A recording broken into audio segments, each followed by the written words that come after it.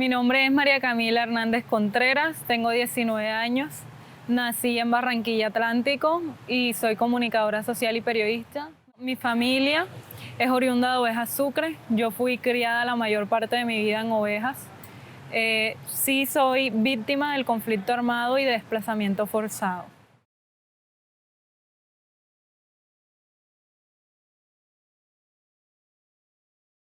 Bueno, mi familia tiene un largo historial de victimización por parte de grupos al margen de la ley. Y digamos que comenzando por víctima del conflicto armado, pues mi mamá es lideresa social que crearon una fundación con aras de ayudar a las víctimas del desplazamiento forzado en el 2002 por la masacre que hubo en Chengue. Debido a toda la influencia que ella ejercía en el pueblo desde su posición como líder social, junto con otras mujeres decidieron crear esta fundación para ayudar a las personas que se estaban trasladando al pueblo, que no tenían cómo comer, no tenían hogar ni dónde pasar la noche. Recuerdo que la primera vez fue como en el 2004. No entendía muy bien qué estaba pasando en el pueblo, pero sí me gustaba colaborar, ayudar a mi mamá en todas las acciones benéficas que hacía, que era como educación para padres, guía para ayudar a mejorar los traumas. También hacíamos entrega de mercados para que estas familias pudieran comer. Y hay una imagen que yo tengo muy grabada en la mente. Estaba muy pequeña, pero no lo olvido, y es la cara de felicidad de una mujer que lloraba al recibir ese mercado que nosotros le estábamos entregando, porque era como ese alivio de saber que voy a tener que comer y algo para darle a mis hijos. Muchas de estas familias tenían niños muy pequeños. Entonces yo vi eso a una edad muy pequeña, debía tener yo entre 5 o 6 años, y fue muy fuerte. Yo no entendía qué estaba pasando en ese momento, pero realmente es una imagen muy vívida. Recuerdo que por esta posición que tenía mi mamá, muchas personas intentaron amenazarla, extorsionarla, intentaron hacerle daño a mi familia. Entonces fuimos víctimas de desplazamiento. Un día llamaron a la casa al teléfono fijo y lo atendió mi hermana, porque mis padres estaban tan ocupados que quien nos cuidaba era mi abuela. Y mi abuela había salido a la tienda a comprar las cosas para hacer el almuerzo. Mi hermana contestó el teléfono, eran unas personas que ella no conocía, pero la engañaron y le dijeron que eran amigos de mi mamá de la universidad y querían saber de ella, que cómo estaba. Entonces comenzaron a preguntarles cosas a mi hermana, que dónde estudiábamos, a qué se dedicaban mis padres, que qué negocios tenían, que cuánto ganaban. Y pues mi hermana, desde su inocencia, le contestó todas las preguntas. A partir de entonces, mi mamá y mi padre comenzaron a recibir llamadas donde daban toda esta información. Ellos sabían dónde estudiábamos, amenazaban con hacernos daño.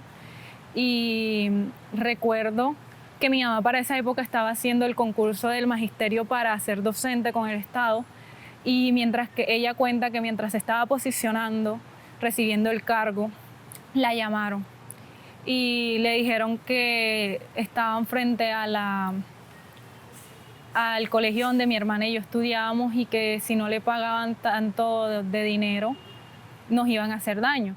Mi papá comenzó también a recibir esta llamada, ya estaba alertado.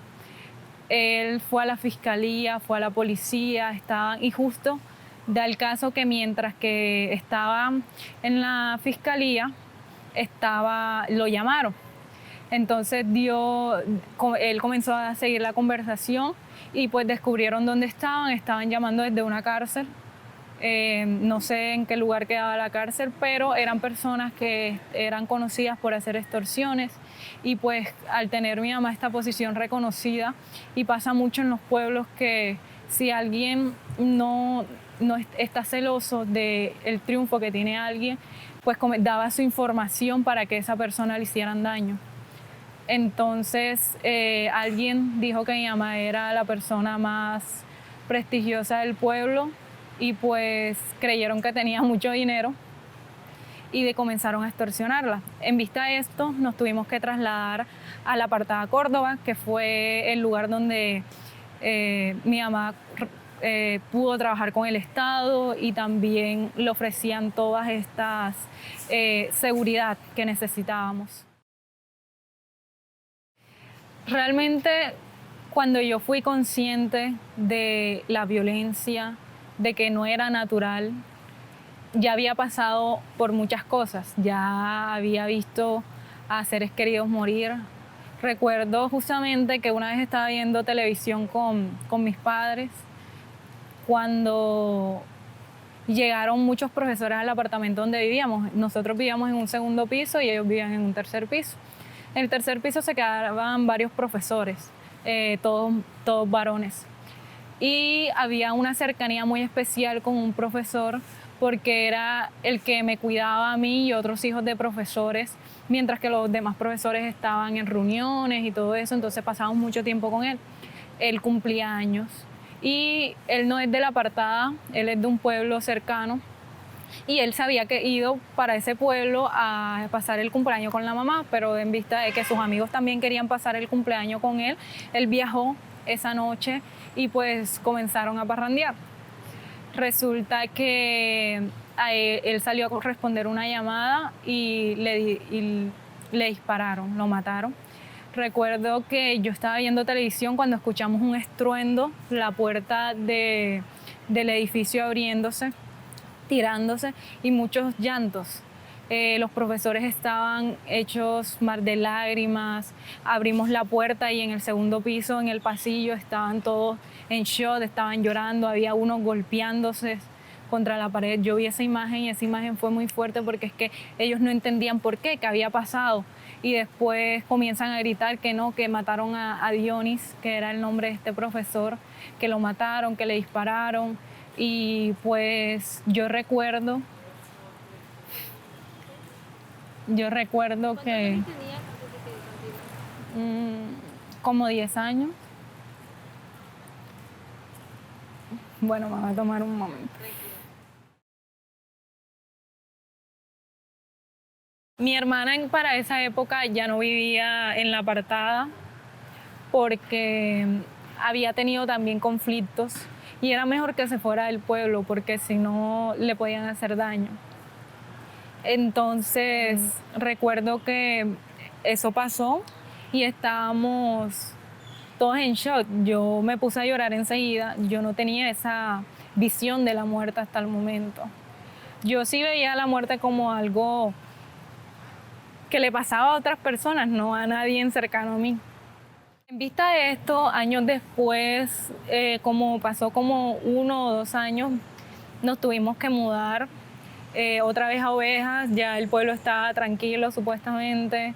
Mi mamá pidió traslado hacia Ovejas y se lo concedieron. Entonces comencé a trabajar. Mi mamá apenas volvió al pueblo, decidió reactivar la fundación, la asociación de mujeres y comencé a trabajar con ellas.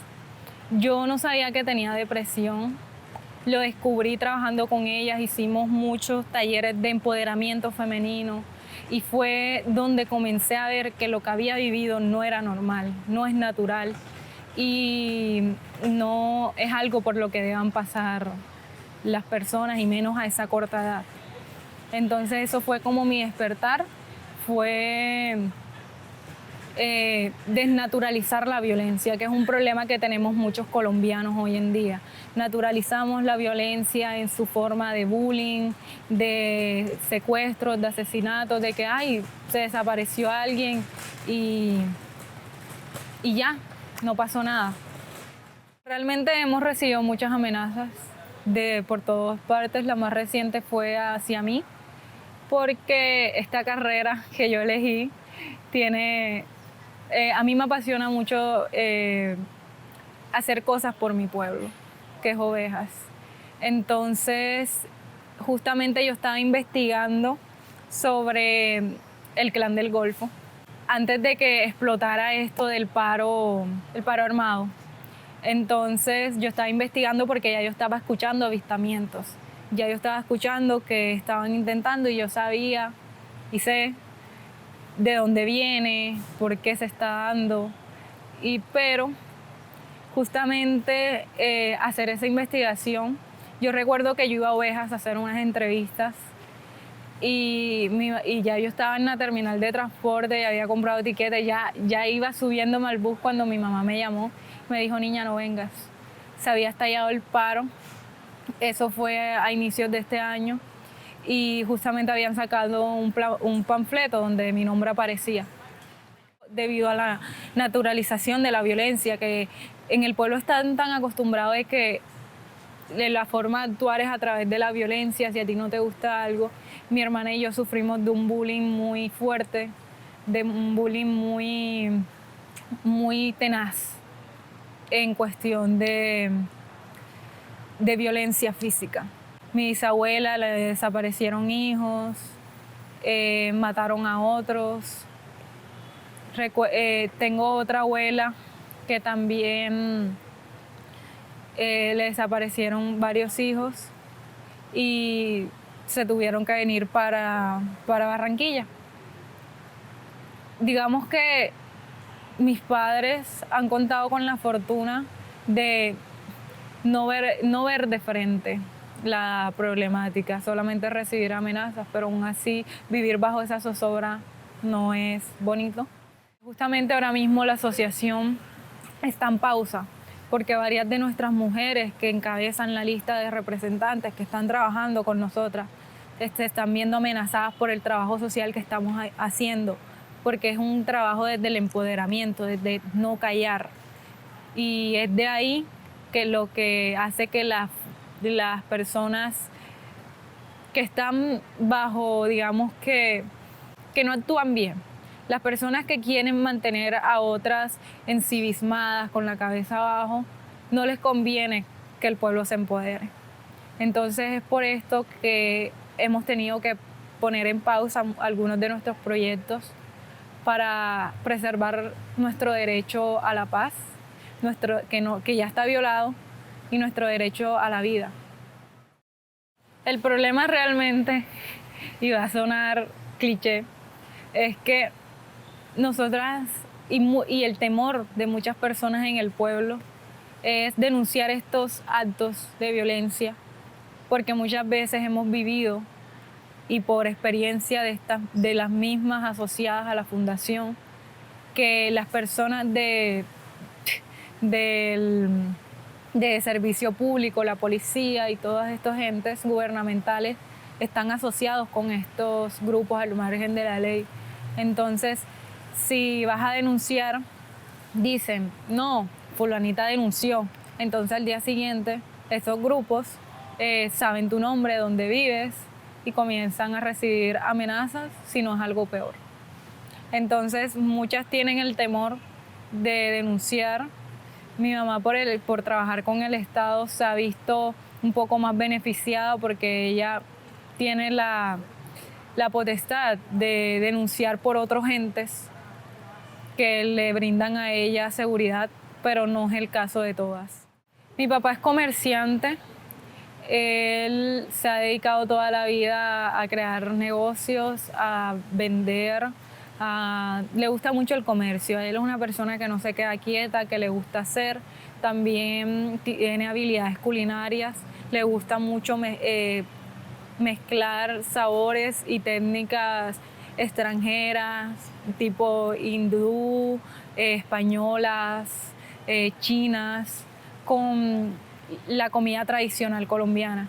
Entonces esto le ha abierto las puertas a él para distintos eventos que lo buscan, lo llaman, para que él dé a conocer sus platos. Mi papá tiene un pro que a la vez es un contra.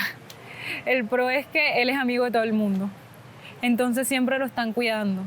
Le advierten, este día no vayas a abrir tu negocio, este día no camines por tal parte. Sus amigos están muy pendientes y esto le ha evitado sufrir algún tipo de violencia directa.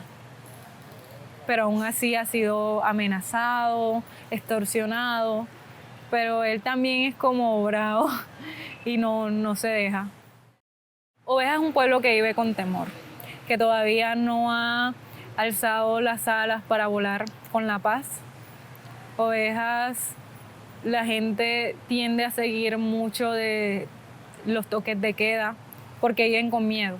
Ovejas ahora mismo está colapsando porque justamente por el asentamiento del Clan del Golfo actualmente han aparecido y la gente ha visto cómo matan a personas en la calle, cosa que no se veía antes. Antes citaban a la persona y la mataban por allá lejos del pueblo, pero debido a que estos grupos actualmente tienen muchos nexos con el narcotráfico, son más sanguinarios, cosa que yo había visto en la apartada, pero nunca en mi pueblo, que es Ovejas. Y tienen una forma de actuar muy sanguinaria, como venía diciendo. Ya en lo que va del año han habido como 5 asesinatos en el espacio público, y es algo que afecta mucho al pueblo porque todo el mundo, a pesar de que esa persona sea lo que dicen vulgarmente ratera, sea lo que sea, es el hijo de alguien, es el hermano de alguien, es el hijo de una amiga, y ha sido muy fuerte porque eso nunca se había visto hasta el momento. He tenido la ventaja de que siempre que pasan esas cosas he estado lejos del pueblo. Sin embargo, hay una anécdota que cuenta mi abuela sobre su papá, y es que él tenía una parcela en El Salao cuando ocurrió la masacre del Salao. Justamente él estaba ahí con su hijo y un amigo de él llegó corriendo diciéndole te tienes que ir porque nos están matando. Y él agarró a su hijo y cogieron para el monte. Sin embargo, su amigo no alcanzó a salir y iban quemando rancho por rancho. Cuando llegaron al de él, a él le tocó ver cómo mataban a su amigo. Le tocó ver cómo quemaban su rancho, cómo todas las cosas que él tenía se deshacían, se volvían nada. Cuando iban haciendo la travesía para llegar a su casa en Ovejas, se encontraron con estas personas que le preguntaron de dónde era. Y él mencionó otra vereda cerca, mencionó que estaban por ahí por algo y lo dejaron ir. A partir de entonces él sufrió de Alzheimer, de varias enfermedades que no le permitieron tener una vejez tranquila hasta el día que falleció. Cuando yo desnaturalicé la violencia, fui muy crítica. Quizás no encajaba en el entorno en el que estaba viviendo porque estaba tan naturalizada que era normal. Esto me pasó más en la apartada, aunque también se ve en Ovejas, que las conversaciones en el patio de recreo son: ay, mataron a alguien, no, encontraron a alguien degollado, amarrado a un poste en tal lado del pueblo, no, y mira, y el hijo de Sutanita está amenazado. Sí, ¿verdad? Bueno, eran los comentarios que se oían y era como el goce de contar un chisme, de hablar de cualquier cosa del mundo, como si fuera algo normal. Pero es que es algo natural para ellos, es natural para ellos vivir con la zozobra, con el miedo, vivir con angustia, que ya lo ven como algo pasajero, como algo que tú puedes hablar tomando el café de la mañana. Entonces es muy fuerte porque recuerdo que cuando se estaba firmando el proceso de paz, se popularizó un video en Facebook, que después lo bajaron, de la masacre de Chengue, donde está el párroco de Ovejas de ese entonces caminando por el pueblo, por el corregimiento de Chengue, y se ven las casas bañadas en sangre, se ve el piso, se ven donde recogen a los muertos, se ven donde los muertos están tirados en el piso y él está bendiciendo la zona. Recuerdo que los compañeros del colegio hablaban de lo que les habían contado sus padres, de cómo llegaban los camiones cargados de muertos al pueblo hacia el cementerio, llevando los cuerpos. Habían cuerpos sin reconocer, habían familias enteras que no se sabían el apellido ni siquiera, porque no había un familiar directo en el pueblo. Hay muchas lápidas que no tienen nombre, hay muchos cuerpos que no fueron identificados, y todo eso se hablaba como hablar de algo particular, de algo que no tiene trascendencia. Entonces, eso, cuando desnaturalicé la violencia de mi vida, fue un choque muy fuerte, porque yo en primer plano que puse fue, no hablen de eso, no hablen de eso así.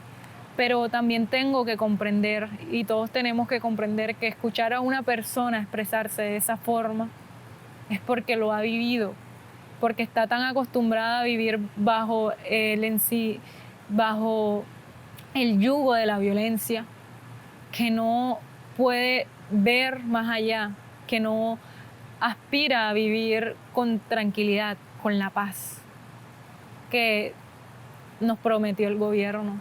Era tan común porque todos habíamos vivido lo mismo, todos teníamos una situación algo similar, con algunos matices de que quizás fue más grave para otro que para mí, o que quizás el mío fue más grave que para algunos de ellos. El actuar fue muy común. Es una forma de actuar tan recurrente que no trasciende a lo que realmente debería. En mi pueblo está tan arraigado que si a mí una familia no me cae bien, pues le voy a decir a los paramilitares que hacen parte o tienen alianza con los guerrilleros para que esa familia le hagan daño, para que esa familia los mate. Que es normal que cuando tú le tienes envidia a alguien, que cuando la persona no está feliz con la persona en la que te estás convirtiendo, decida atacar, decida actuar con violencia. Entonces en mi colegio fue muy común que, por ser quien era, de la familia que venía, que es una familia de líderes, de lideresas en Ovejas, y yo estar en ese proceso de empoderamiento, decidieran atacarme. Yo sufrí bullying en mi colegio por personas de mi misma edad, mayores a mí, y por los mismos profesores, y fue un bullying físico. Mi colegio es un colegio que principalmente fue de monjas. Tiene muchos cuartos oscuros, tiene muchos lugares que no son propios de un colegio normal. Recuerdo que una vez fui encerrada en uno de estos hasta que me cansé de gritar y les dieron la gana de sacarme. Varias veces tuve que salir del colegio para urgencias debido a la gravedad de las lesiones. Y fue muy fuerte, muy doloroso para ese entonces, cosa que ya yo he ido superando con el tiempo, pero realmente yo culpo a la cultura, no tanto a las personas que lo hicieron, porque me he dado cuenta que es algo sistemático, es algo que está tan arraigado que ha sido muy difícil removerlo de la sociedad. Realmente Ovejas tiene algo, y es que todo el mundo sabe quién es, pero nadie habla de eso. Pues justamente nosotros podemos saber que tal persona que está sentada en la banca del parque es integrante del Clan del Golfo, o tenemos idea de eso, pero no se habla, no se saca del contexto, no se hace nada. Realmente, por la violencia que se vivió, preferimos y prefieren no actuar, quedarse callado e intentar no meterse con esas personas. A mí me pasó algo muy curioso, y es que una vez que estaba trabajando en el kiosco de mi papá, llegaron unas personas. Yo las atendí, hablamos, y por medio de la conversación yo tuve la certeza de que eran integrantes del Clan del Golfo. Ya después de eso, y aprovechando que yo tenía esta investigación, en ese momento. Hice preguntas y que concluyeron la conversación, pero no se hace nada más son rumores, son cosas que se dicen, pero al final no se intenta sacar del pueblo, no se intenta actuar, porque es más fácil vivir con temor que luchar por ello, porque nadie quiere que se le viole su derecho a la vida. Yo recuerdo que cuando se hizo el plebiscito y la respuesta fue que no, mi pueblo se entristeció.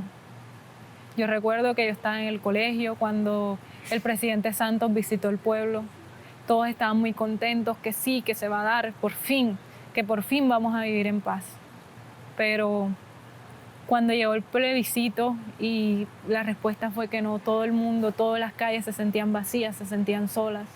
Todo el mundo estaba triste, todo el mundo estaba con la zozobra de qué va a pasar. Al final, cuando se firmó el acuerdo, hubo una luz de esperanza, que quizás han visto uno que otra mejoría, como la restitución de tierras, que en Ovejas fue un plan que funcionó. Aún hay cosas que faltan, porque hay otros grupos que están actuando. Hay otros grupos que se aprovechan de la ilegalidad del narcotráfico y las ventajas que la ilegalidad ofrece para aprovecharse. Y es que Ovejas está en una zona bastante codiciada para estas personas. Y actualmente se está volviendo a la violencia, se está volviendo y peor. Porque cosas que no se veían antes, como el asesinato de alguien a plena luz del día, en la calle, en la zona pública, se está viendo. Y no es normal, no es natural, pero nos atrevemos a hablar porque nadie quiere que su familia se vea afectada.